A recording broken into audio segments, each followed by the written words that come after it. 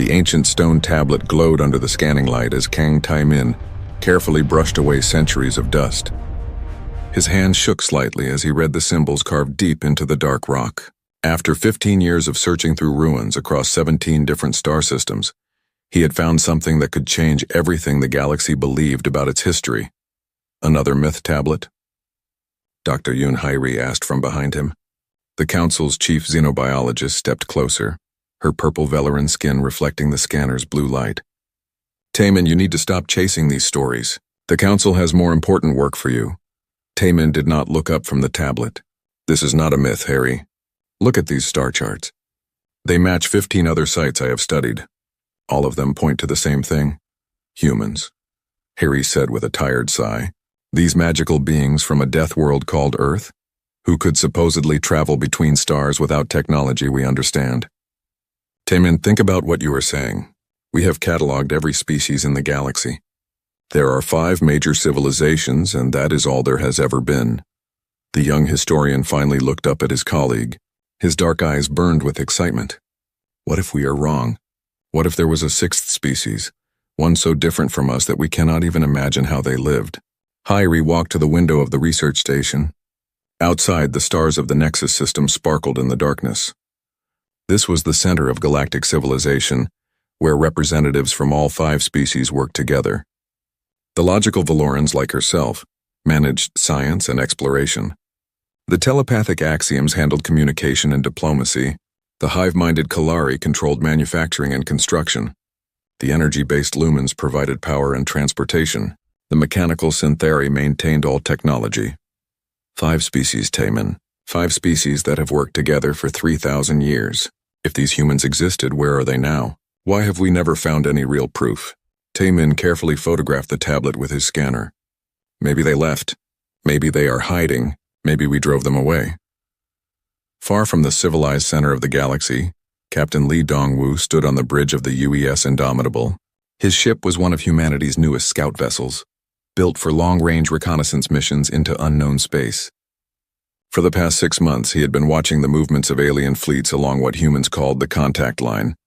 Captain, called Lieutenant Kim Nari from her sensor station, I am detecting massive fleet movements in sectors 7 through 12. The aliens are expanding their territory again. Dongwoo studied the display showing thousands of alien ships moving in organized formations. The 5 species had formed some kind of alliance, and they were pushing deeper into space that had been empty for centuries. They did not know that this empty space was not really empty at all. How long before they reach our outer colonies? He asked.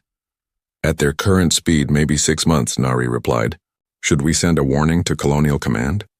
The captain nodded slowly. 300 years ago, humanity had fought a terrible war against an ancient empire that had tried to enslave them.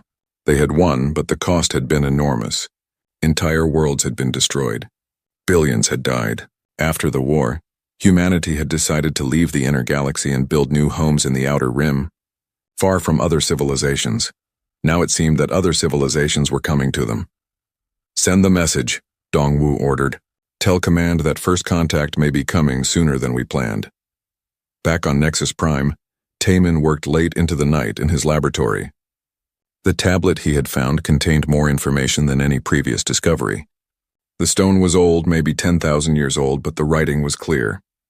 It told a story about beings called humans who came from a world where everything tried to kill everything else. According to the tablet, these humans were different from any known species. They had no natural weapons like Kalari claws or axiom mental powers. They could not live in space like the lumens or interface directly with machines like the syntheri. They were not even very strong or fast compared to other species. But they had something else. They could adapt to anything. They could learn any skill.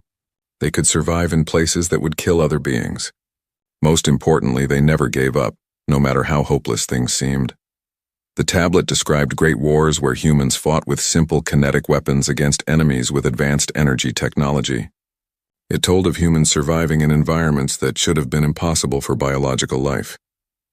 It spoke of human ships that could travel faster than any known vessel, using technology that worked on completely different principles. Taemin rubbed his tired eyes and looked at the time display. It was very late, but he could not stop reading. At the bottom of the tablet, written in smaller text, was something that made his blood run cold. When the galaxy bleeds, the children of Earth will return. The next morning, Tae-min presented his findings to the Galactic Archaeological Society. The meeting room was filled with scientists from all 5 species. Dr. Yoon Hairi sat in the front row, along with other department heads and council representatives. The evidence is clear, Tae-min said, standing before the large display screen showing images of the tablet. This civilization existed. They left records on dozens of worlds. They had technology we do not understand and capabilities we have never seen. Even if these humans existed, interrupted Professor Cho Min-soo, a senior Valoran archaeologist, they are obviously extinct. We have found no recent traces of them anywhere. That is what worries me, Tae-min replied. Every extinct civilization in our database fell shortly after making contact with beings that match human descriptions. What if they are not extinct? What if they are just hidden? The room fell silent. Finally, Dr. Hairi stood up. Tae-min, you are suggesting that there is a 6th major species out there, one that our combined fleets and sensors have never detected. Do you understand how impossible that sounds? Impossible or not, Tae-min said quietly. The evidence is here, and according to these records, they are coming back. As the meeting ended in confused arguments, none of the assembled scientists noticed the small data transmission leaving Nexus Prime. In the outer rim, Captain Dong-woo received a coded message from an old friend who worked in Galactic Intelligence. The message was short but alarming. They are starting to remember you exist. Time to decide what happens next. Dong-woo stared at the message for a long time. Humanity had hoped to remain hidden for at least another century. They were not ready for contact with the galactic civilizations. But ready or not, it seemed that contact was coming. He opened a communication channel to Colonial Command and began composing a message that would change the course of galactic history. The age of myths was ending. The age of truth was about to begin. The UES Olive Branch drifted silently through space near the border between human territory and the expanding alien civilizations. Commander Park Ji-hoon stood on the small bridge, watching the scanner displays that showed no signs of other ships in the area. His vessel was humanity's first attempt at peaceful contact with the galactic civilizations. Sir, called Ensign Ryu Min-ho from the communication station, we are receiving a transmission from an approaching vessel. They are requesting we identify ourselves. Ji-hoon straightened his uniform. Put it on screen, Min-ho. Let us see who we are dealing with. The main display flickered to life, showing the image of a tall, purple-skinned being with large, dark eyes. The alien wore what appeared to be a military uniform covered in symbols that meant nothing to the humans. Unknown vessel, this is Captain Cho Min-soo of the Valoran patrol ship Wisdom. You are in restricted space. Identify yourself immediately or we will consider you hostile. Ji-hoon stepped forward. Captain Cho, I am Commander Park Ji-hoon of the human vessel Olive Branch. We come in peace, seeking diplomatic contact with your government. The alien captain's eyes widened. Behind him, other aliens could be seen moving quickly around what looked like a ship's bridge. Human? That is impossible. Humans are myths. Fantasy stories. I assure you, Captain, we are very real. We would like to arrange a meeting between our peoples to discuss peaceful coexistence. Captain Cho disappeared from the screen for several minutes. When he returned, his expression was confused and worried. Commander Park, our sensors cannot properly detect your vessel. According to our readings, you should not be able to survive in space. Your ship shows no energy shielding, no AI systems, no gravitational compensators. How are you alive? Dr. Kim Nari, the human xenobiologist, stepped beside Ji-hoon. Captain Cho, our species developed differently than yours. We do not require the same technology to survive. Perhaps we could meet in person to explain? 3 hours later, a small shuttle from the Valoran ship docked with the Olive Branch. Captain Cho emerged wearing a full environmental suit, followed by 2 other Valorans and what appeared to be a floating crystal that pulsed with blue light. That is an axiom, Dr. Kim whispered to Ji-hoon, the telepathic species. It is probably trying to read our minds. The meeting took place in the Olive Branch's small conference room. Captain Cho and his team sat on one side of the table, while Ji-hoon, Dr. Kim, and Engineer Lee Dong-woo represented humanity. This is impossible, Captain Cho said, staring at the humans. You are biological entities with no visible technological enhancements. You are breathing our ship's atmosphere without assistance. According to our medical scanners, your bodies should not be able to function in this gravitational field. Dr. Kim pulled out a data pad showing human biological information. Captain, humans evolved on a world with higher gravity than most inhabited planets. We adapted to survive in extremely hostile conditions. What seems impossible to you is normal for us. The axiom crystal pulsed brighter and projected a voice directly into everyone's minds. I cannot read their thoughts clearly. Their mental patterns are chaotic and shielded by something I do not understand. How do you resist telepathic contact? Engineer Lee spoke up. We did not know you were trying to read our minds. We do not have telepathic abilities ourselves. Maybe our brains just work differently. Captain Cho leaned forward. You said you come in peace. Where have you been hiding? Our sensor networks cover most of the galaxy. We should have detected your civilization long ago. We live in the Outer Rim, Ji-hoon explained. We prefer to keep to ourselves. We have been watching your expansion and decided it was time to make contact before our territories overlap. Watching us? The axiom's mental voice carried alarm. For how long? Several years, Ji-hoon admitted. We wanted to understand your intentions before revealing ourselves. Captain Cho stood up quickly. You have been spying on us? This is an act of aggression. No, Captain. We were being careful. Surely you can understand the need for caution when meeting a new species. Before Captain Cho could respond, alarms began ringing throughout both ships. Sir, called Minho from the bridge, multiple vessels are dropping out of hyperspace. It looks like a fleet. On the main screen, dozens of alien ships appeared around the small meeting area. They were larger and more heavily armed than Captain Cho's patrol vessel. This is Admiral Huang Su-jin of the Kalari Collective, a harsh voice announced over the communication system. Unknown vessels will surrender immediately for inspection and quarantine. Any resistance will be met with force. Captain Cho looked apologetic. Commander Park, I had to report this contact to my superiors. They must have sent the Kalari to investigate. Ji-hoon turned to his crew. Dr. Kim, get back to the bridge. Lee, prepare for emergency departure. Captain Cho, I suggest you return to your ship. You cannot escape, Captain Cho said. The Kalari have surrounded you with 50 ships.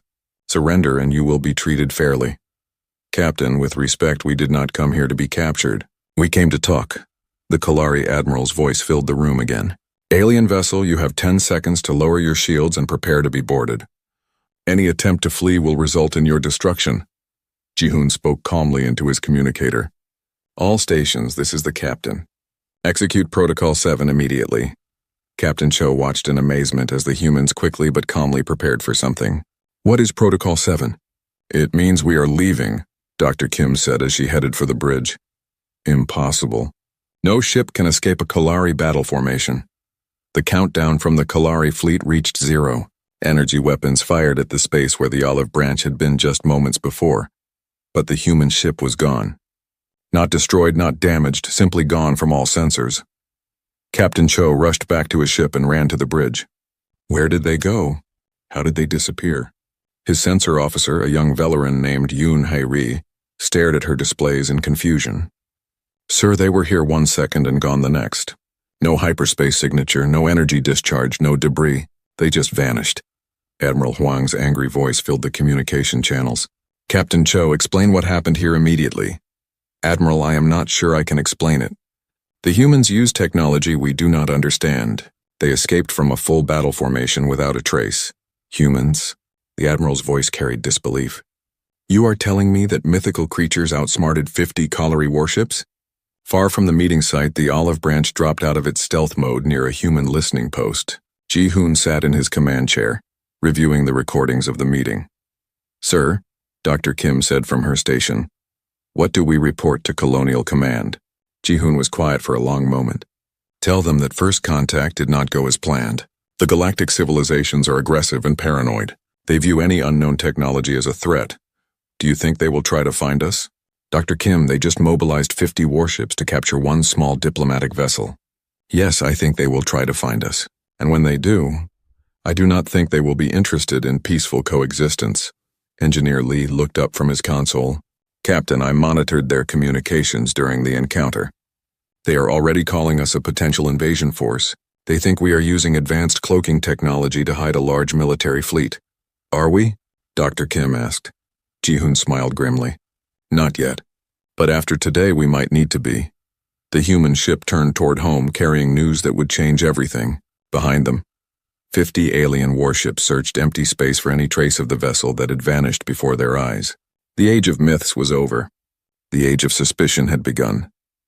In the Kalari fleet, Admiral Huang stared at the tactical display showing nothing but empty space. Prepare a full report for the Council. Tell them we have confirmed the existence of an unknown species with advanced stealth capabilities. Recommend immediate military response. Sir, asked his tactical officer, what if they really did come in peace? Admiral Huang turned away from the display. Officer, in my experience, only 2 types of species develop perfect stealth technology. Those who are planning to attack, and those who are planning to disappear forever. Either way, they are now our problem. Kang Tae-min worked frantically in his laboratory on Nexus Prime, surrounded by data displays showing historical patterns that made his stomach turn cold. Dr. Shin Bo-ra and Professor Lim Jae-sung stood beside him, staring at the evidence they had uncovered over the past week.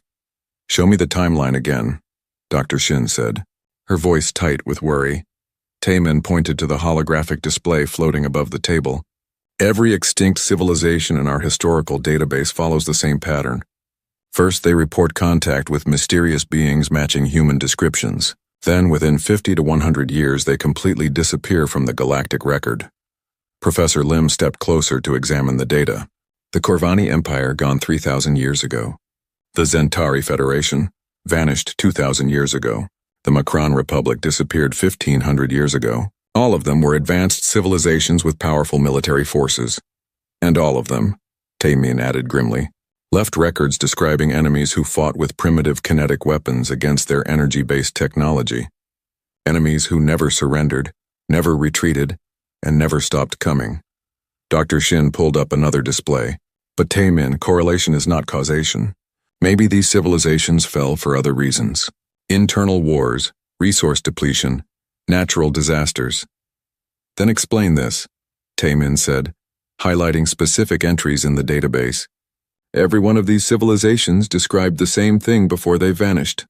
Beings from a death world who adapted to any environment. Creatures who could survive injuries that would kill anyone else. Warriors who treated impossible odds as merely challenging. On the human colony world of New Busan, Governor Yu Hyo-jin read the urgent report from Captain Dong-woo with growing alarm. The conference room was filled with colonial administrators, military officers, and civilian leaders, all waiting to hear what the government's response would be to the failed first contact mission. Ladies and gentlemen, Governor Yu began, the situation is clear. The galactic civilizations view us as a threat. Intelligence reports indicate they are mobilizing a massive fleet to deal with what they call the human problem. Admiral Bae Kyung-ho, commander of the Colonial Defense Force, stood up. Governor, our scouts report over 10,000 alien ships gathering in staging areas along the contact line. They have ships from all 5 species working together. This is not a patrol or an investigation. This is an invasion fleet. What are our defensive capabilities? Asked Dr. Park Yoon-soo, the colony's chief scientist. Admiral Bae activated a holographic display showing human space. We have 1,200 ships spread across 47 systems. Our technology is different from theirs. We use railguns instead of energy weapons, fusion drives instead of exotic matter propulsion, solid armor instead of energy shields. Are we outgunned? Governor Yu asked. In terms of raw firepower, yes, but their technology relies on complexity and exotic physics. Ours focuses on reliability and redundancy. Our ships are harder to disable because they use simpler systems. Commander Jang Ye-jin, a human intelligence officer, had spent the last month infiltrating Council communication networks. She sat in a hidden listening post deep in neutral space, monitoring alien military communications with growing amazement. This is incredible, she muttered to herself, as she listened to intercepted Kalari tactical discussions. They have never fought a total war. The more she listened, the more she understood how different the galactic civilizations were from humanity. Their conflicts were limited affairs focused on territorial disputes and resource allocation. They had rules for warfare. They had protocols for surrender. They had concepts of acceptable losses. They had no understanding of a species that would fight to extinction rather than submit. Commander Jang activated her encrypted communication system and sent an urgent Message to Colonial Command. Enemy psychology assessment complete. They expect limited conflict with negotiated resolution. They have no experience with total war doctrine. Recommend exploitation of this weakness. Back on Nexus Prime, the Galactic Council held an emergency session to discuss the human threat. Representatives from all 5 species filled the Great Chamber, their voices raised in heated debate. The evidence is clear, declared Supreme Admiral Co. Wu Jin, the Axiom representative. These humans possess stealth technology that makes them invisible to our sensors. They could have fleets hiding anywhere in the galaxy. The Valorans agree, added Dr. Yoon Hae-ri, now serving as a military advisor. Our encounter with their diplomatic vessel showed technology we cannot understand or counter. They escaped from 50 Kalari warships without difficulty. The Kalari representative, a massive insectoid creature with multiple arms, clicked its mandibles in agitation. The hive mind has analyzed their behavior patterns. They show no respect for proper military protocol. They refuse to follow established rules of engagement. What do the lumens recommend? Asked the council moderator. The energy being that represented the lumen species pulsed with orange light as it spoke. The light forms detect danger in these creatures. They emit electromagnetic signatures unlike any known biological life. They may not be natural beings. The Syntheri concur, added the mechanical representative. Analysis of their vessel's construction shows technology that should not work according to established physical laws. They use no artificial intelligence, yet their computers process data faster than our networks. Supreme Admiral Seo stood up, his telepathic voice reaching every mind in the chamber. The Council's decision is unanimous. These humans represent an existential threat to galactic civilization. They must be eliminated before they can establish a foothold in civilized space. On New Busan, Admiral Bay received the intelligence reports from Commander Zhang with mixed feelings. Governor, we have good news and bad news. The good news is that the aliens have no experience with the kind of warfare we are prepared to fight. The bad news is that they are so terrified of us that they will not accept any outcome except our complete destruction. Governor Yu stared out the window at the peaceful colonial city below. Admiral, we came to the Outer Rim to escape war. We built these colonies to give our children a chance to live in peace. Now you are telling me that war has followed us here. Yes, Governor. But this time, we are not fighting to defend an empire or protect resources. We are fighting for the right to exist. Dr. Park Yoon-soo activated a secure communication link to other human colonies. All stations, this is New Busan Central Command. Execute Protocol Black. Repeat. Execute Protocol Black immediately. Across human space, the message was received and understood. Protocol Black was humanity's contingency plan for exactly this situation. It called for the immediate conversion of civilian infrastructure to military production, the activation of reserve personnel, and the implementation of total war measures. On the mining world of New Seoul, massive ore processing facilities began producing armor plating and railgun ammunition. On the agricultural world of New Incheon, food production was redirected to support military logistics. On the research station orbiting New Daegu, scientists began working around the clock to develop new weapons and defensive systems.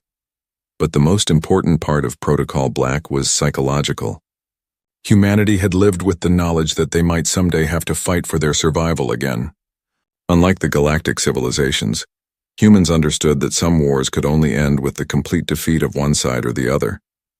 Commander Park Ji-hoon, now promoted to captain after his first contact mission, stood on the bridge of the newly commissioned destroyer UES Defiant.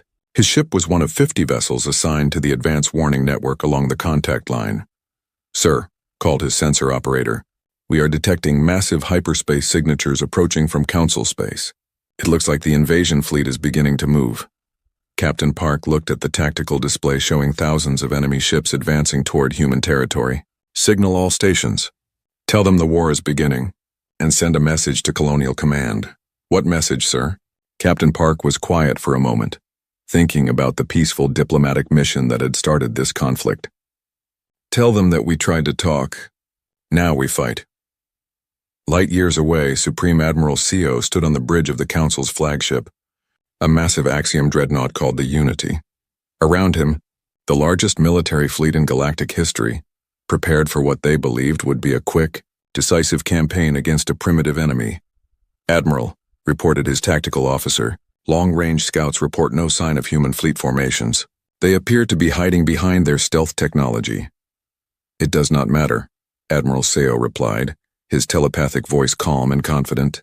We will destroy their worlds one by one until they surrender or are extinct.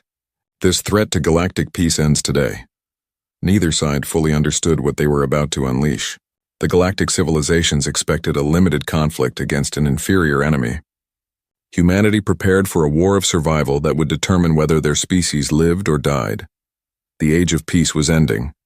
The age of fire was about to begin.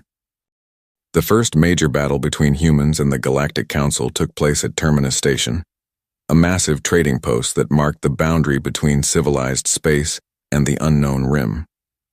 Captain No Jungwoo guided his destroyer, the UES Tenacious, toward the station with orders to evacuate any civilian personnel before the Council fleet arrived. Sir, called Lieutenant Ryu Min-ho from the tactical station, we are too late. Council ships are already in position around the station. I count 50 vessels, including heavy cruisers and at least one dreadnought. Captain No studied the display showing the enemy formation. His single destroyer was outnumbered 50-1, but his orders were clear. Signal the station. Tell them we are here to assist with evacuation. Captain, the station commander replied over the communication system. This is Manager Seo Woo-jin. We have 3,000 civilians aboard this station. The Council fleet arrived an hour ago and demanded we surrender for protective custody. We refused. Manager Seo, this is Captain No. Prepare your people for emergency evacuation. We will buy you as much time as we can. Admiral Moon Soo-young of the Axiom Forces watched the human ship approach through the sensors of her flagship. Such a small vessel, she murmured to her tactical officer. 50 ships against one. This will be over quickly. Admiral, the officer replied. Should we demand their surrender? No, the Council wants these humans eliminated, not captured. Besides, they have already proven they will not surrender willingly. Admiral Moon activated her telepathic abilities and reached out toward the human ship, expecting to overwhelm the crew's minds with psychic force. Instead, she encountered something she had never experienced before. Human consciousness was unlike anything in the galactic database. Instead of the ordered, logical thought patterns of Valorans or the collective harmony of Kalari minds, human thoughts were chaotic, creative, and somehow protected by what could only be described as pure stubbornness. Impossible, Admiral Moon whispered, pulling back from the mental contact. Their minds resist telepathic influence. How can biological beings shield their thoughts without technology? On the Tenacious, Captain No felt a strange pressure in his head for a moment, then nothing. Did anyone else feel that? He asked his bridge crew. Feel what, sir? Lieutenant Ryu replied. Never mind. All stations prepare for combat. They are probably going to try to disable us first. The battle began when the Council fleet opened fire with coordinated energy weapon strikes designed to overwhelm the human ship's defenses. Bright beams of plasma and particle energy converged on the Tenacious from multiple directions. The crew watched in amazement as the energy beams struck their ship's armor and simply dispersed across the hull surface. The Tenacious shook from the impacts but suffered no significant damage. Sir, reported Chief Engineer Yang Yunji from the engine room. Our armor is absorbing the energy weapons like they are flashlights. These aliens have never faced solid armor before. Captain No smiled grimly. Their mistake. All batteries return fire. Target the lead cruiser. The Tenacious's railguns fired in sequence, sending tungsten slugs accelerating to nearly 10% of light speed toward the enemy formation. The kinetic projectiles passed through the aliens' energy shields as if they did not exist, and struck the lead Kalari cruiser with devastating force. The impact tore through the alien ship's hull, causing massive internal explosions. Within seconds, the cruiser was drifting powerless, its crew struggling to contain catastrophic damage. Admiral Moon stared at her tactical display in shock. How is that possible? They penetrated our shields with primitive projectile weapons. Her tactical officer checked the sensor readings 3 times before responding. Admiral, their weapons appear to be simple kinetic impactors. Our shields are designed to deflect energy attacks, not solid objects moving at relativistic speeds. One ship, Admiral Moon said with growing anger. One ship just disabled one of our heavy cruisers. All vessels concentrate fire on the human destroyer. Destroy it immediately. But the Tenacious did not behave like any ship in the Council's tactical database. Instead of retreating or trying to escape, Captain No ordered a direct charge into the center of the enemy formation. "Sir," Lieutenant Ryu called out, "we are heading straight into their battle line. They will surround us. That is the idea, Minho. Get us close enough to do some real damage." Lieutenant Ryu understood immediately. The closer they got to the enemy ships, the more difficult it would be for the aliens to coordinate their fire without hitting each other. It was a tactic that required either supreme confidence or complete insanity. The Tenacious raced through the Council formation, its railguns firing continuously at point-blank range. Each shot crippled or destroyed an enemy vessel. But the human ship was taking damage as well. Energy weapon hits were overloading circuits and starting fires throughout the hull. "Captain," Chief Yang reported, "we have lost main power to weapons. I need 10 minutes to reroute through backup systems."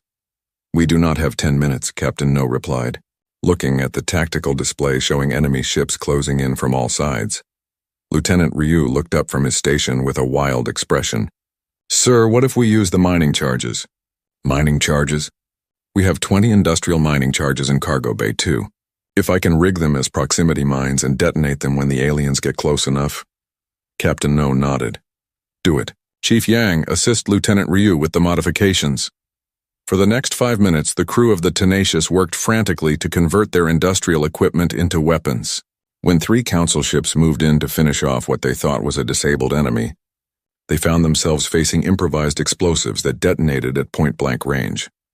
The mining charges, designed to break apart asteroids, proved equally effective against spacecraft. 2 of the attacking ships were completely destroyed, while the third limped away with massive hull damage.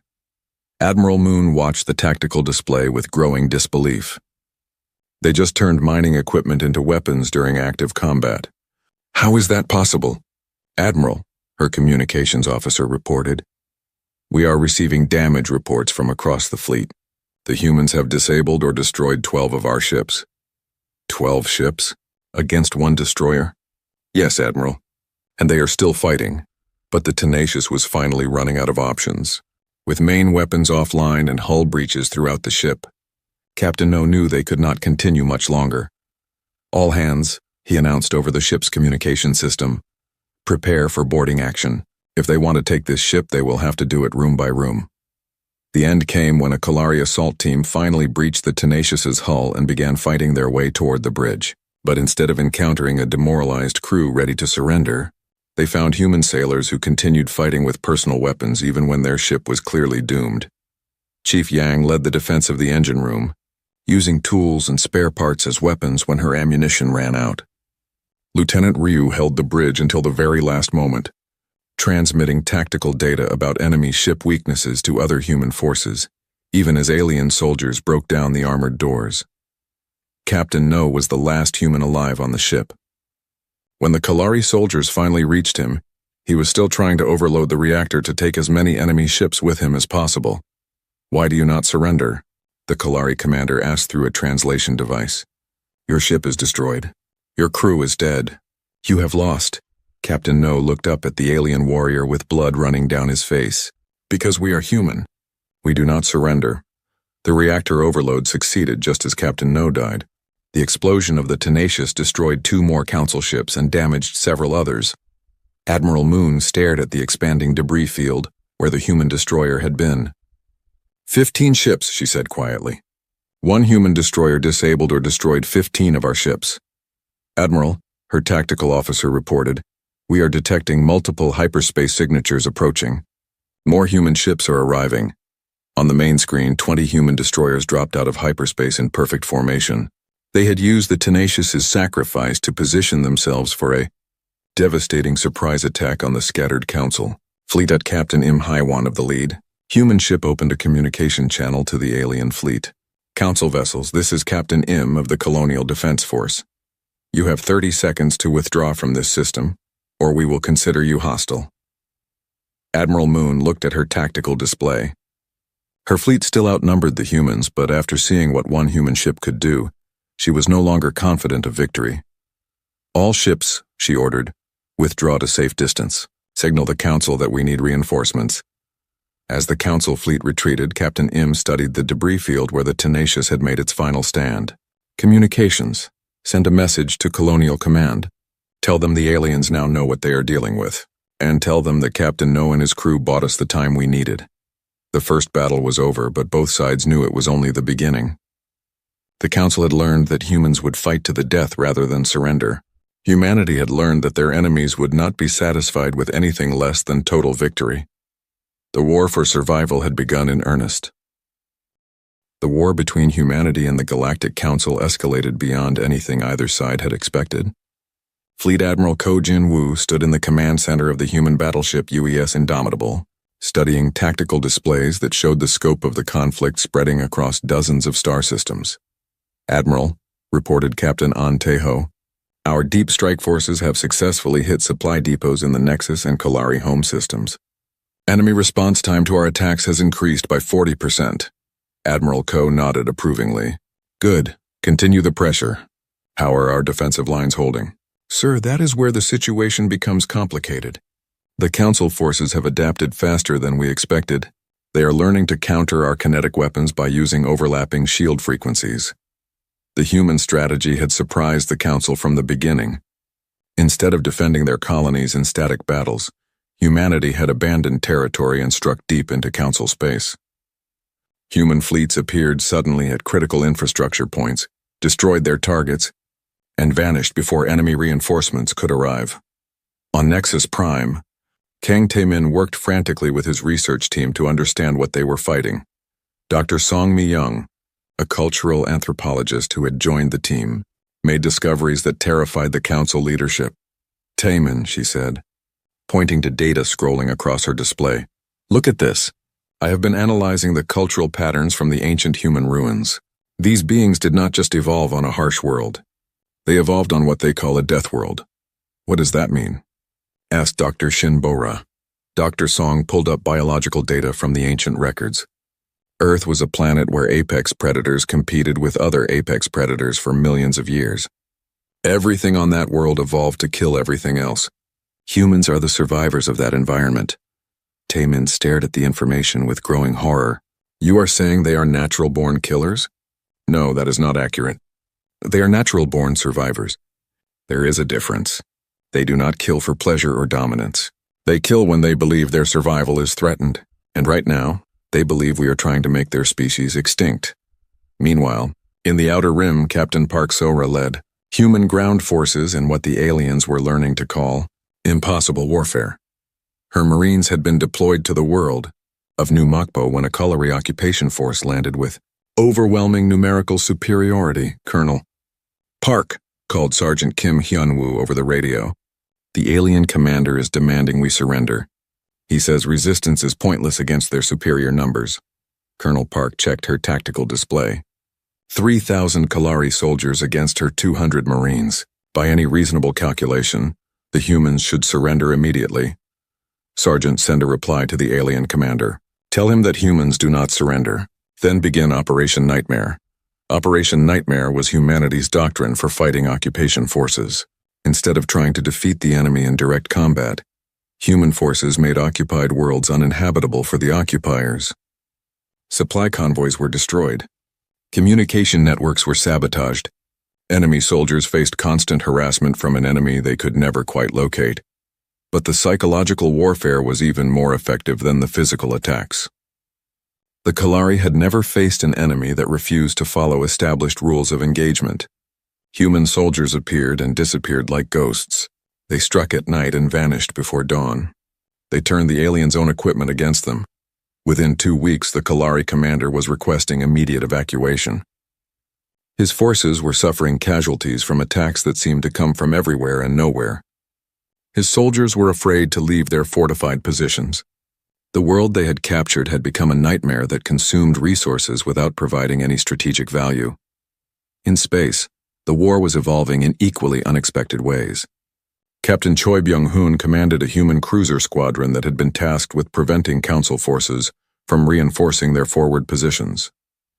His solution was something the aliens had never encountered before. "Sir," reported his tactical officer, "the enemy convoy is protected by 20 escort vessels. Standard doctrine would be to avoid engagement. Captain Choi studied the enemy formation. Lieutenant, what happens if we destroy the convoy but leave the escorts intact? Sir, the escorts would be stranded without supplies or support. They would have to withdraw or face starvation. Exactly. But what if we destroy the escorts and leave the convoy intact? The tactical officer thought for a moment. The convoy would be undefended, but they would still have supplies. They might try to reach their destination. Wrong, Lieutenant. If we destroy the escorts, the convoy crews will panic and try to escape. Ships fleeing in random directions are much easier to hunt down than ships in defensive formation. Captain Choi's strategy worked perfectly. The human squadron destroyed the escort vessels first, causing the convoy ships to scatter in terror. Without military protection, the civilian crews surrendered immediately rather than face destruction. But the psychological impact was more important than the tactical victory. Council convoy crews began refusing assignments to areas where human forces operated. The mere possibility of encountering human raiders was enough to disrupt enemy logistics across multiple sectors. The Council's response was to implement what they called protective measures for their civilian populations. Admiral Huang Sujin of the Kolari Collective announced that any world that harbored human forces would be subjected to orbital bombardment. The first test of this policy came when human raiders struck a supply depot on the Valoran world of Prima. Instead of pursuing the attackers, Admiral Huang ordered the bombardment of the entire planet. Sir, his tactical officer protested, there are millions of our own civilians on that world. The humans used our civilians as shields, Admiral Huang replied coldly. If we allow this tactic to succeed, they will use it everywhere. Sometimes victory requires terrible choices. The bombardment of Prima shocked both sides. The Council had just destroyed one of their own worlds to deny it to human forces. But the human response was even more shocking.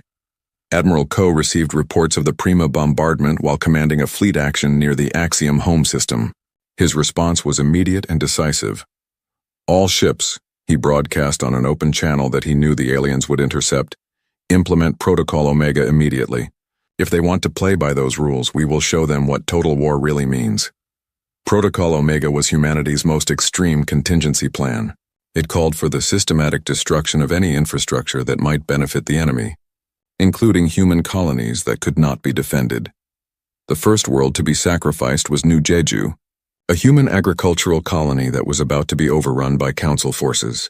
Instead of allowing the aliens to capture the planet's food production facilities, the human defenders destroyed everything of value and evacuated the population.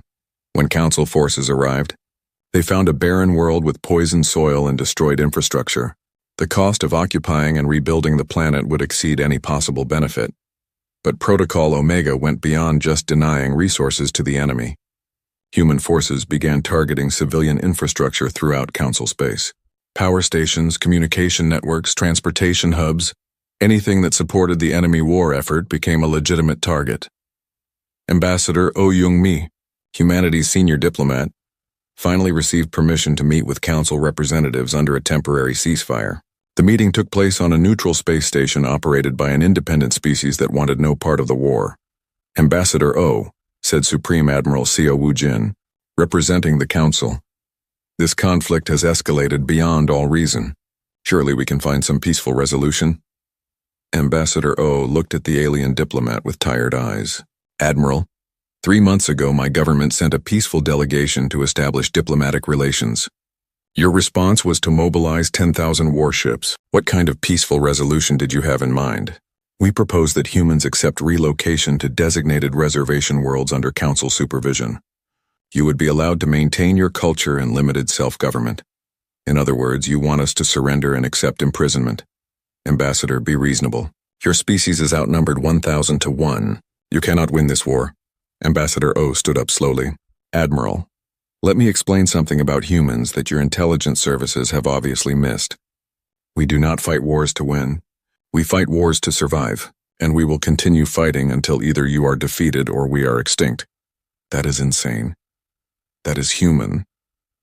The meeting ended without agreement. As Ambassador Oh prepared to return to human space, she delivered one final message to the Council representative. Admiral, you awakened something that was content to remain hidden in the outer rim. Every day this war continues, We become more like what you feared we were in the first place. You wanted to see the monsters from the death world? Congratulations. You are about to meet them.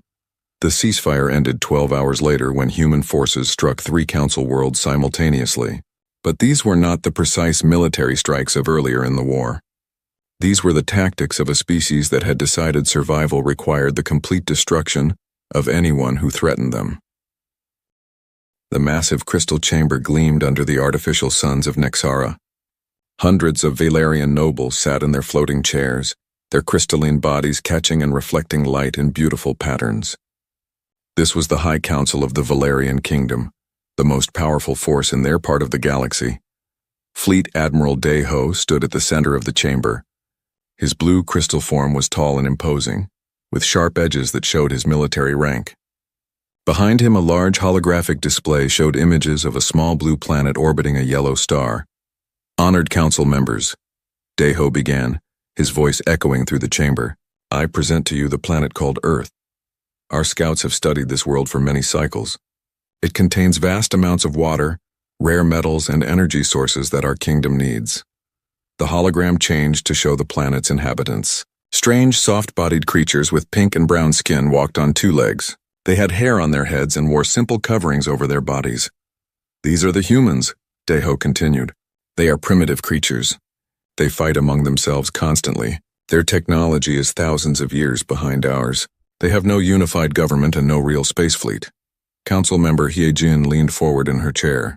Her red crystal body pulsed with excitement. Admiral, how many ships would we need to conquer this world? Deho smiled, showing his crystal teeth. Our 3rd fleet would be more than enough.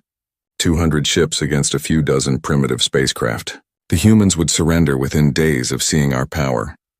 Murmurs of approval rippled through the chamber. The Valerians had conquered many worlds before. None had ever resisted them for long. Their crystal ships were faster and stronger than anything most species could build. War strategist Jin Wu raised his hand. His green crystal form was smaller than the others, but his mind was sharp. Admiral, our intelligence reports seem incomplete. We know little about human psychology or their capacity for warfare. Should we not study them more before making such a decision? Deho waved his hand dismissively. Strategist Jin Wu, we have observed them for cycles. They are weak and divided. Look at their wars.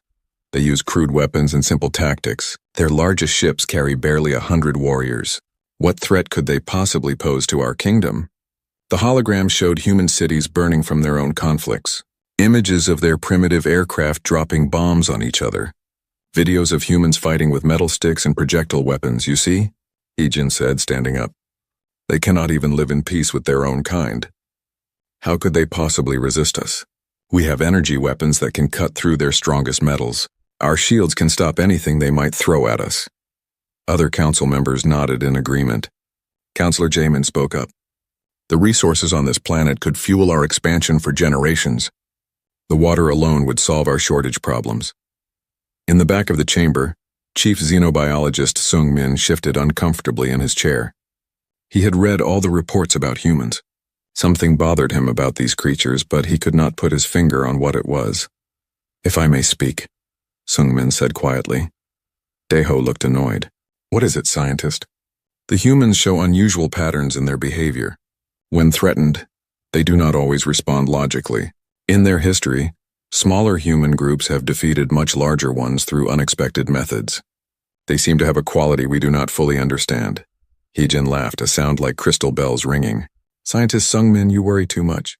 What unexpected methods could possibly work against energy shields and plasma cannons? Their most powerful weapons are chemical explosives. We mastered energy weapons before their species learned to make fire.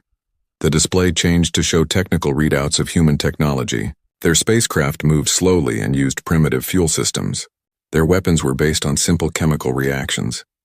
Their armor was made of refined metals that Valerian weapons could cut through like air. The evidence is clear, Deho declared. Earth represents the perfect target for expansion.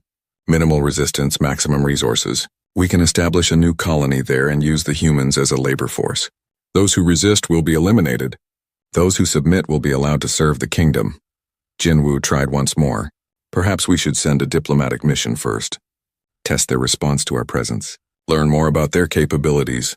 And give them time to prepare. Hyejin snapped.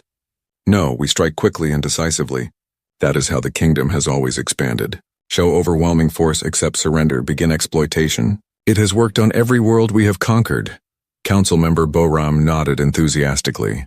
I agree with Councillor Hyejin. The Third Fleet has been idle too long. Our warriors need action, and our kingdom needs resources. This Earth provides both. Deho raised his crystal staff. All in favor of authorizing the conquest of Earth? Hundreds of crystal hands rose in the air. The light patterns in the chamber danced as the council members voted. Only a few hands remained down, including Jin Wu's and Sung Min's. The motion passes, Deho announced. I will personally lead the Third Fleet to Earth. We will show these humans the power of the Valerian kingdom. Within one cycle, their world will belong to us. The council erupted in celebration. Crystal voices rang out in triumph. Plans were already being made for dividing Earth's resources among the noble houses. As the session ended, Sung-min approached his assistant Nara in the corridor outside the chamber. Nara was young for a Valerian, her crystal form still smooth and unmarked by age. Teacher, Nara said, you look troubled. The conquest will bring great glory to our kingdom. Sung-min shook his head slowly. Nara, I have studied many species in my lifetime. Most follow predictable patterns when faced with superior force. They calculate odds, they negotiate. They surrender when resistance becomes hopeless. And the humans? The humans are different. In their history, they have records of individuals fighting against impossible odds. Not for logical reasons, but for concepts they call honor, freedom, and revenge. They have a saying, better to die on your feet than live on your knees. Nara looked confused. But teacher, such behavior is illogical. Why would they choose death over servitude? That is what worries me, Sung-min replied. We are about to test a species that may not respond the way we expect. And I fear our kingdom is not prepared for what we might find. But his words were lost in the celebrations echoing through the crystal halls. The Valerian kingdom had made its decision. The Third Fleet would launch within days. None of them knew that their vote would bring an end to everything they had built over thousands of years. Admiral Tae-young stood on the bridge of his flagship, watching the blue planet grow larger on the main screen. Behind him stretched the might of the Valerian Third Fleet, 200 crystal ships arranged in perfect formation. Each ship was a work of art, their crystal hulls reflecting starlight like jewels. Admiral, his communications officer reported, we are receiving multiple signals from the planet, primitive radio waves and basic electromagnetic transmissions. Any response to our arrival? Tae-young asked. Nothing directed at us, sir. They appear unaware of our presence, Tae-young smiled. Just as Fleet Admiral Deho had predicted. The humans were so primitive they couldn't even detect ships approaching their world. This would be easier than expected. Begin standard conquest protocol, he ordered. Move the fleet into high orbit and broadcast our terms of surrender. The Valerian ships glided forward with deadly grace. Their energy shields glowed softly around their hulls. Weapon ports opened like flowers blooming, revealing the plasma cannons within. Tactical analyst Boram monitored her instruments from the secondary bridge. Admiral, I'm detecting approximately 60 human spacecraft in orbit around their planet. They appear to be crude constructions using chemical propulsion. 60 ships against 200, Tae-young mused. They will see reason quickly. The fleet reached high orbit without incident. Below them, the blue and white planet spun slowly. Cities dotted the land masses, connected by primitive transportation networks. It was beautiful in its simplicity. Open a channel to the planet, Tae-young commanded. Channel open. Sir, the people of Earth, Tae-young began, his voice carrying the authority of the Valerian kingdom. I am Admiral Tae-young of the Third Fleet. Your world now belongs to the Valerian kingdom. You will surrender immediately and submit to our authority. Any resistance will be met with overwhelming force. You have one of your time periods called hours to respond. The transmission ended. Now came the waiting. On every other world, this was when the surrender offers began. Local leaders would negotiate terms, trying to save what they could of their civilization. Minutes passed. Then an hour. Finally, a response came from the planet's surface. The voice was human, speaking their crude language through primitive radio waves. The translation system struggled with the rough sounds. This is Admiral So-young of the Terran Defense Force. Your ships are in violation of Earth's sovereign space. You have 5 minutes to withdraw or we will open fire. Boram's crystal face showed confusion. Admiral, they must not understand our capabilities. Should we demonstrate our firepower? Before Tae-young could respond, alarms began blaring throughout the bridge. The tactical display lit up with dozens of new contacts. Admiral, the sensor operator called out. Human ships are approaching from multiple vectors. They're using some kind of stealth technology. I count 97 vessels closing on our position. Tae-young stared at the display.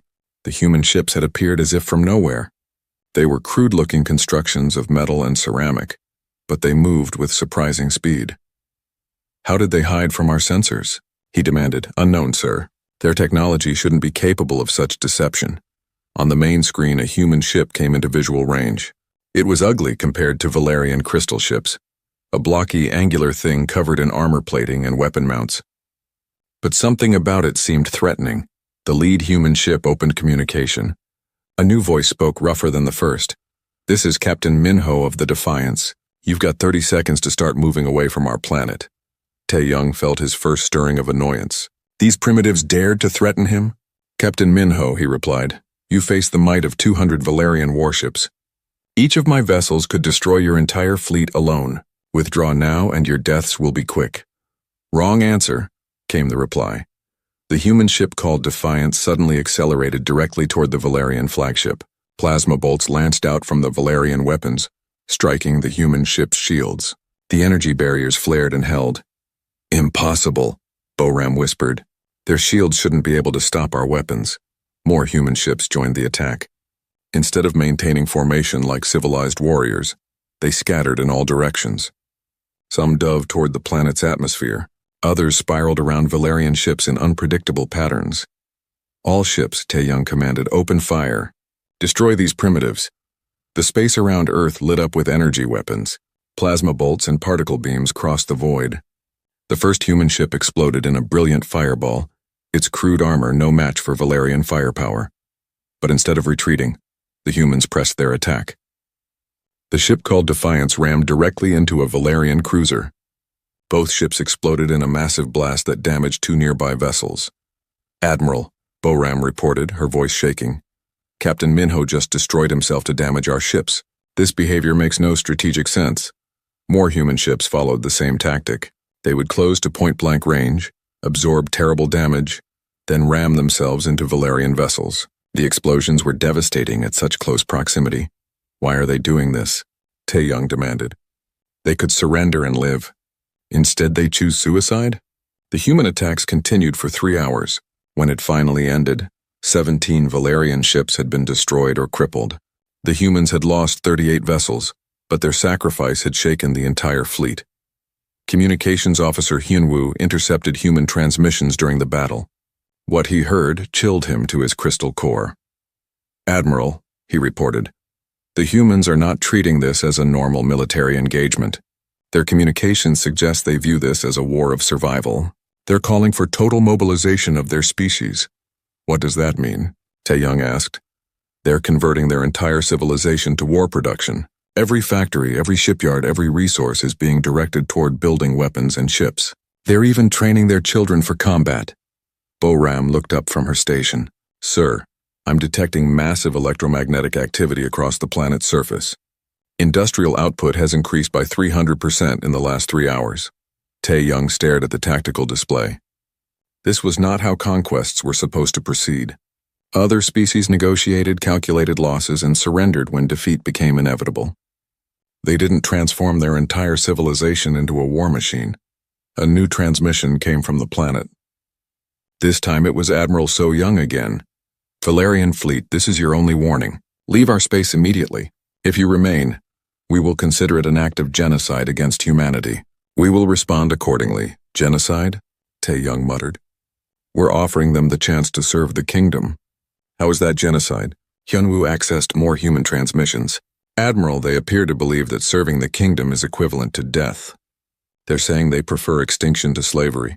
That's madness, Boram whispered. The final transmission of the day came from a different human source. The voice was young, barely more than a child by human standards. This is Lieutenant Ji-hoon of the Earth Defense Corps, age 16. To any aliens listening, you wanted a war. Now you have one. We'll fight you in space, in our atmosphere, on our surface, and in our cities. We'll never surrender. And if you kill us all, we'll make sure the cost destroys you too." The transmission ended. Silence fell over the Valerian bridge. "Admiral," Boram said quietly, "our intelligence was wrong. These humans, they're not like other species we've conquered." Teddy Young nodded slowly. For the first time since the invasion began, doubt crept into his mind. What had the kingdom awakened? In the depths of space, more human ships were already moving toward their position. The war for Earth had only just begun. Communications Officer Hyun-woo had never seen anything like it. For the past 6 hours, he had monitored human transmissions from across their solar system. What he discovered made his crystal form tremble with an emotion he had never felt before: fear. "Admiral Tae Young," he called across the bridge. "You need to hear this." The Admiral approached Hyun-woo's station. Around them, the bridge crew worked frantically to repair damage from the earlier battle. 17 ships lost in a single engagement with primitives. It was unthinkable. "What have you found?" Tae Young asked. Hyun-woo activated the translation matrix. Human voices filled the bridge, thousands of them, speaking in dozens of different languages that the computers struggled to interpret. "This is President Chen of the American Federation," one voice said. "As of this moment, all military production facilities are hereby converted to warship construction. Every commercial shipyard will begin producing combat vessels within 24 hours. Another voice joined in. "Prime Minister Patel of the European Union confirms total mobilization. All civilian spacecraft are being retrofitted with weapon systems. We're calling up every reserve pilot in our forces. Russian Federation confirms," came a third voice. "Our Mars colonies are online. Asteroid mining operations have been converted to ammunition production. We're building 1,000 ships for everyone they brought." Tae Young listened in growing disbelief. They're converting their entire civilization to military production? In hours? "It gets worse, sir," Hyun-woo said.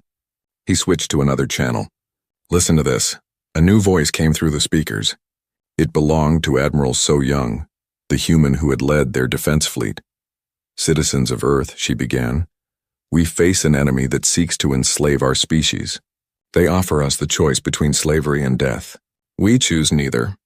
We choose victory." The transmission continued. "I'm implementing Protocol Endgame immediately. Every human over the age of 14 will receive basic combat training. Every settlement from Luna Base to the Jupiter mining stations will become a fortress. We will fight them with everything we have."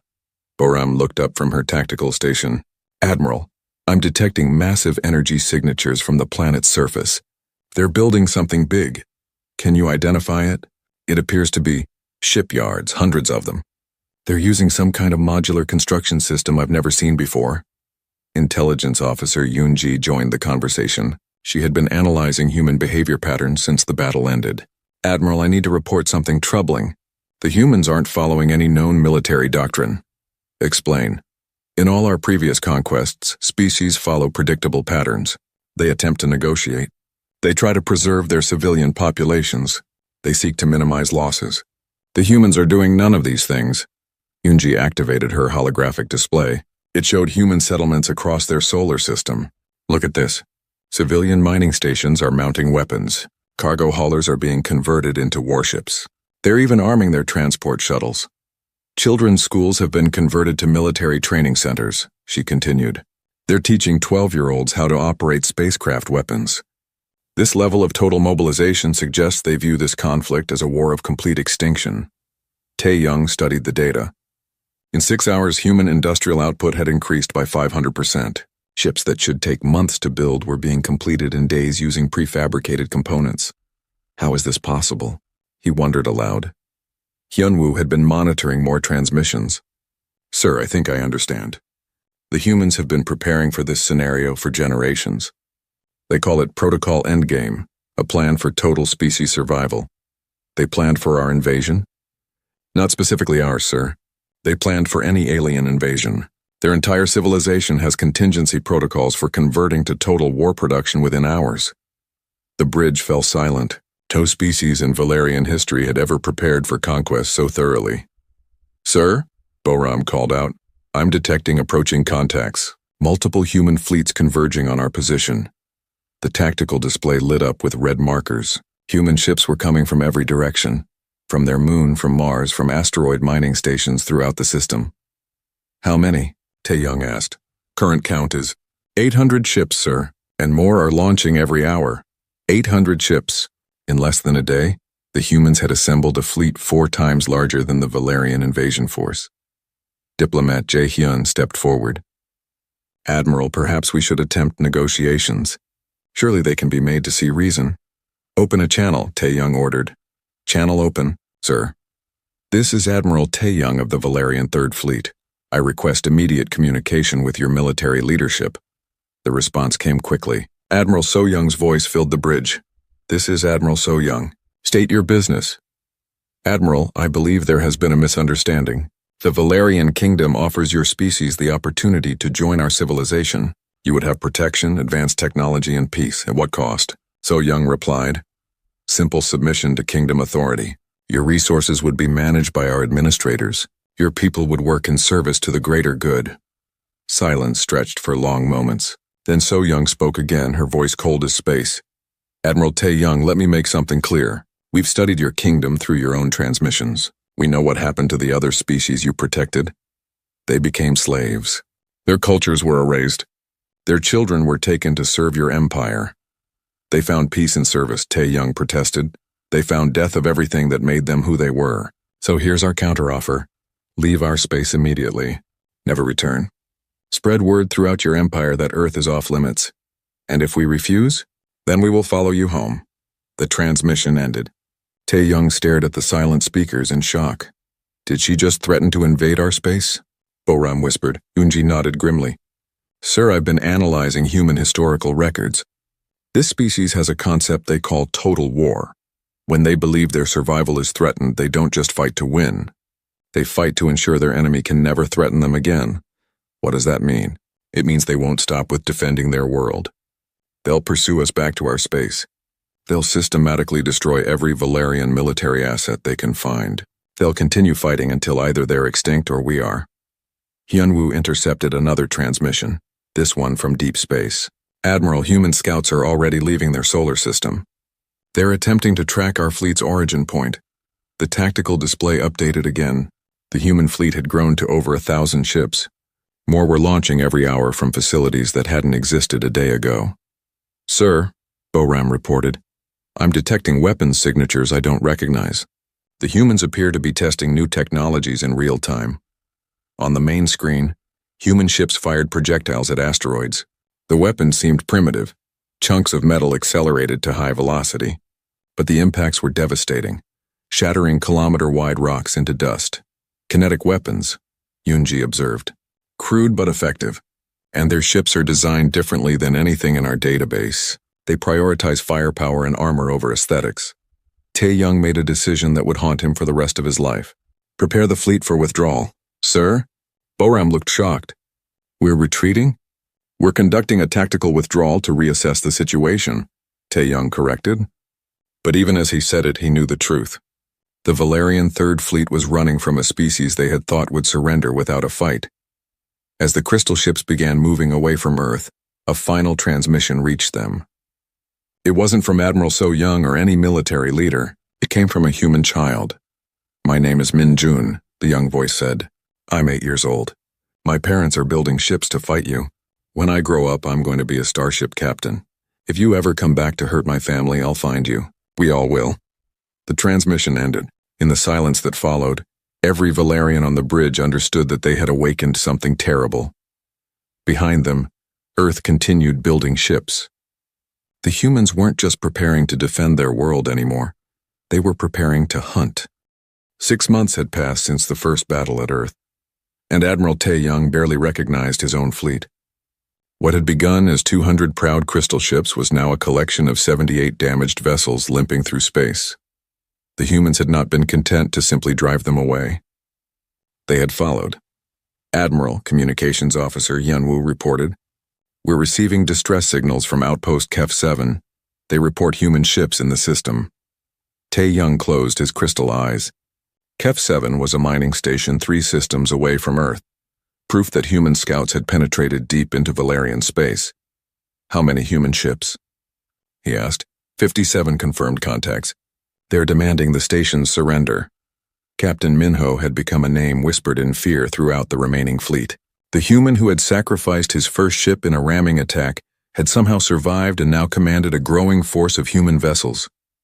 Sir, tactical analyst Boram called out, I have visual contact with the human fleet. The main screen showed something that still shocked Tae-young every time he saw it. Human ships built from salvaged Valerian technology, mixed with their own crude designs. They were ugly, angular things, but they worked with terrifying efficiency. Look at them, Boram whispered. They're using our own weapons against us, it was true. The humans had somehow reverse-engineered Valerian plasma cannons and energy shields, but instead of simply copying the designs, they had improved them. Human weapons fired faster and hit harder than the originals. Admiral, Intelligence Officer Yoon-ji approached his command chair. I need to show you something. She activated a holographic display showing intercepted human transmissions. The humans have captured one of our officers alive. The display showed Fleet Commander Boram, not the tactical analyst, but the senior officer who had been leading the defense of KEF 7. She sat in what appeared to be a human interrogation chamber. I am Fleet Commander Boram of the Valerian Navy, she said, her crystal voice steady despite her circumstances. I demand to be treated according to the laws of civilized warfare. The human across from her was unremarkable. Average height, brown skin, wearing a simple uniform. Captain Minho himself, Tae-young realized. Commander Boram, Minho said calmly, let me explain something about human warfare. We don't follow your rules because your rules are designed to protect conquerors. I am a prisoner of war, Boram insisted. You must treat me with dignity. You came to our world to enslave our children, Minho replied. You voted to destroy our civilization. Now you want dignity? What followed was not torture in the traditional sense. The humans never laid a hand on Boram. Instead, they showed her videos. Human cities burning under Valerian attack. Human families torn apart as their loved ones died defending Earth. Human children being trained for war because aliens had come to steal their future. This is what your civilized conquest looks like to us, Minho explained. Your empire has done this to dozens of species. You erase their cultures, enslave their people, and call it peace. Boram's crystal form began to dim, a sign of emotional distress among Valerians. We bring order to chaotic systems. We provide structure and purpose. You provide slavery, Minho corrected, and now you're going to help us end it. The display showed Boram slowly breaking down as she was confronted with the reality of what the Valerian kingdom had done. Not through physical torture, but through the simple presentation of truth. By the end of the interrogation, she was providing detailed information about Valerian military capabilities, fleet positions, and strategic plans. Turn it off, Tae-young ordered. He couldn't watch anymore.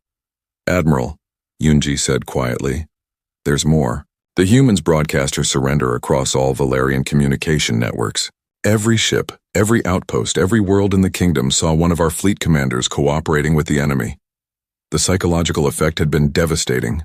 If Fleet Commander Boram could be broken, what hope did ordinary Valerian soldiers have? Sir, Hyun-woo called out. Incoming transmission from the human fleet. On screen, Captain Minho appeared on the main display. Behind him, Tae-young could see the bridge of a human ship, a mix of salvaged Valerian technology and human innovations. The combination was unsettling. Admiral Tae-young, Minho began, I have a message for you and your fleet. Speak, Tae-young replied curtly. Your empire is finished. Not just your invasion of Earth, your entire kingdom. We've captured your star charts, your communication codes, and your military protocols. We know where every Valerian world is located. The bridge fell silent. That information had been classified at the highest levels. How? Tae-young asked. Your fleet commander Boram was very helpful. Did you know she memorized the location of every major Valerian installation? Quite impressive, really. Minho leaned forward. Here's what's going to happen. You have 48 hours to withdraw all Valerian forces from this sector. Any ships that remain will be destroyed. Any outposts that resist will be eliminated. You cannot threaten the entire Valerian kingdom, Tae-young protested. Admiral, look around you. 6 months ago, you brought 200 ships to conquer one primitive world. Now you have 78 ships left and we have over 3,000. The number hit Tae-young like a physical blow. 3,000 ships. The humans had built a fleet larger than most Valerian sector forces. Our industrial capacity has grown by 2,000% since your invasion began, Minho continued. Every day we launch more ships than you've lost in the past month. And every day more human fleets are spreading through your territory.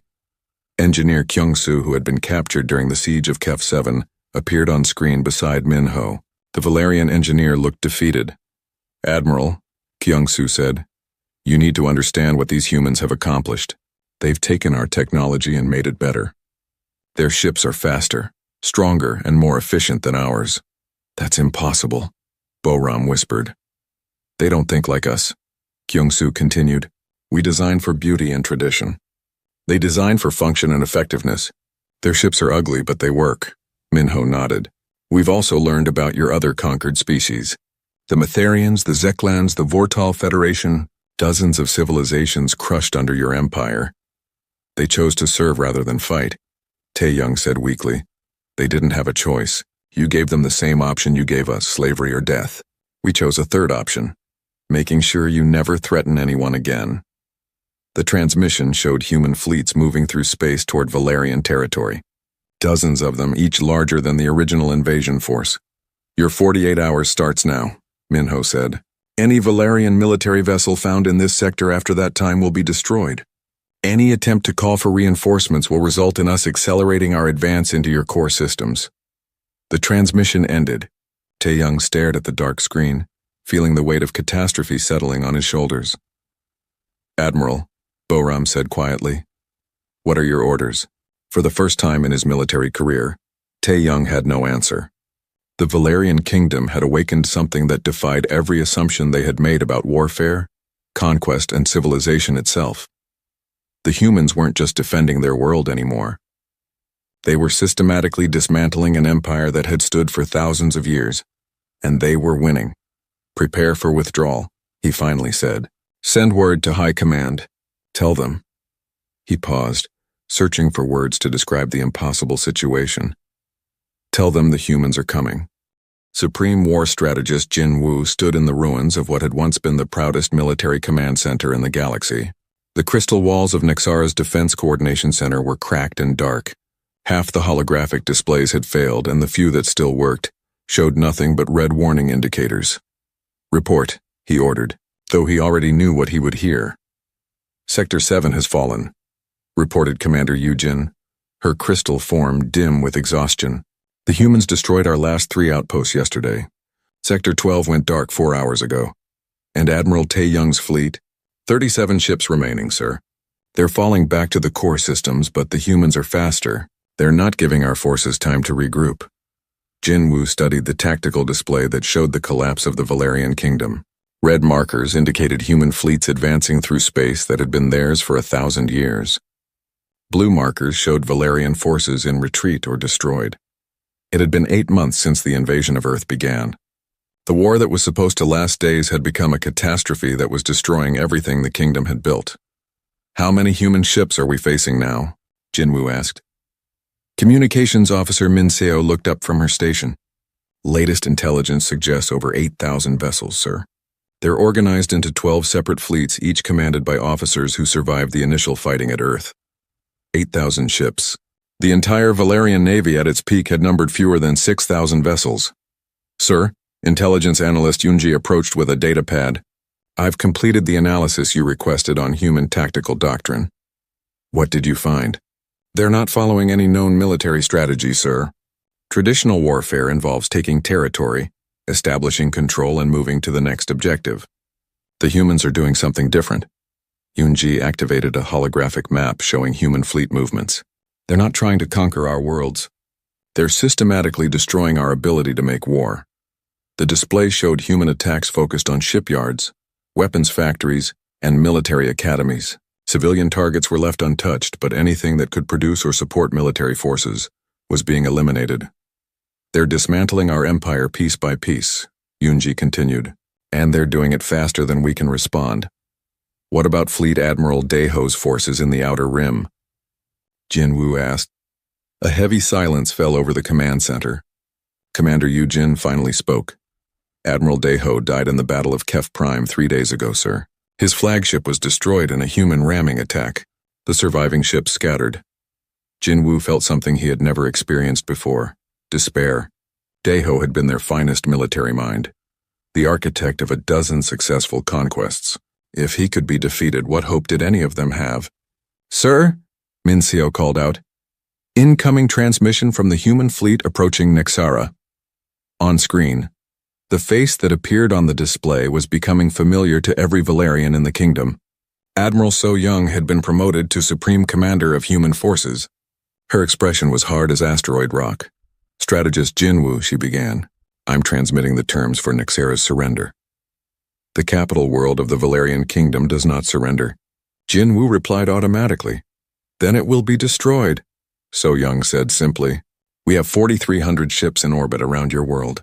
Your planetary defenses consist of 12 orbital platforms and a garrison fleet of 90 vessels." Jinwoo checked his own displays. The numbers were accurate. "You cannot win this battle," So Young continued. "Your orbital platforms will be eliminated in the first wave of attack. Your ships will be destroyed in the second. The third wave will target your military installations on the planet's surface. And the civilian population will be unharmed provided there is no resistance. We are not conquerors, strategist Jinwoo. We are exterminators of military threats." The distinction chilled Jinwoo to his crystal core. The humans weren't interested in ruling the Valerian kingdom. They wanted to ensure it could never threaten anyone again. "What are your terms?" he asked. "Complete dismantling of all military forces, destruction of all weapons factories and shipyards, relocation of your population under human supervision. The Valerian kingdom will cease to exist as a political entity." On his tactical display, Jinwoo could see the human fleet in orbit. Unlike Valerian ships with their artistic crystal hulls, the human vessels were purely functional. They bristled with weapons and armor plating.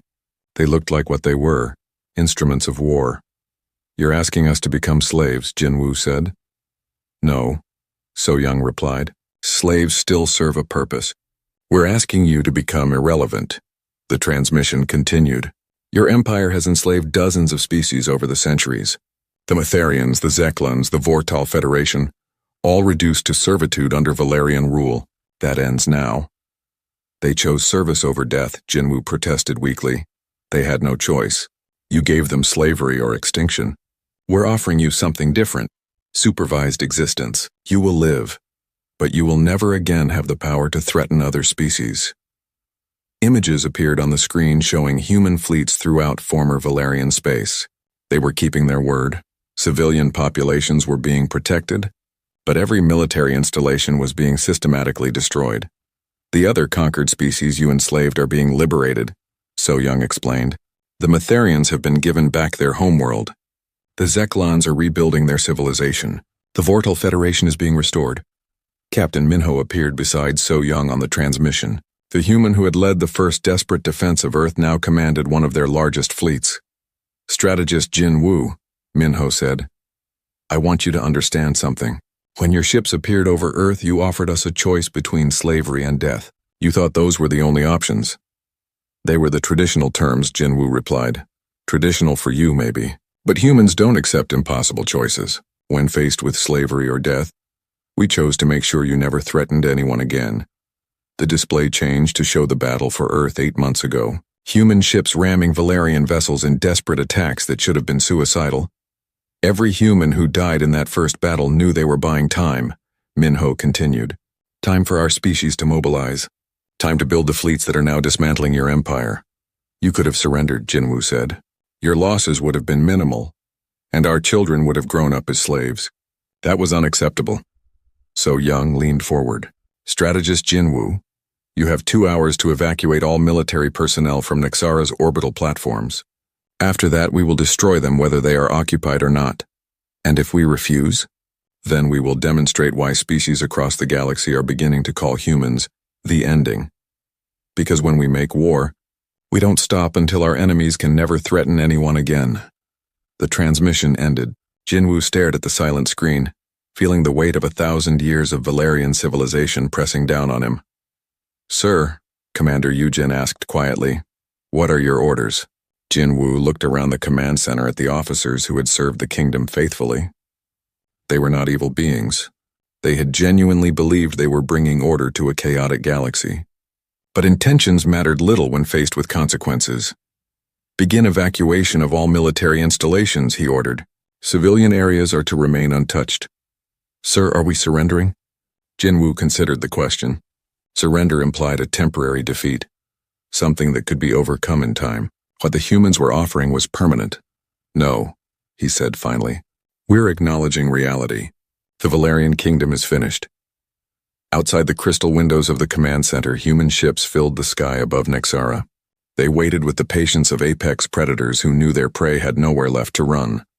The war for Earth had become the end of an empire. And the humans who had started it as desperate defenders were finishing it as the most feared military force in the galaxy.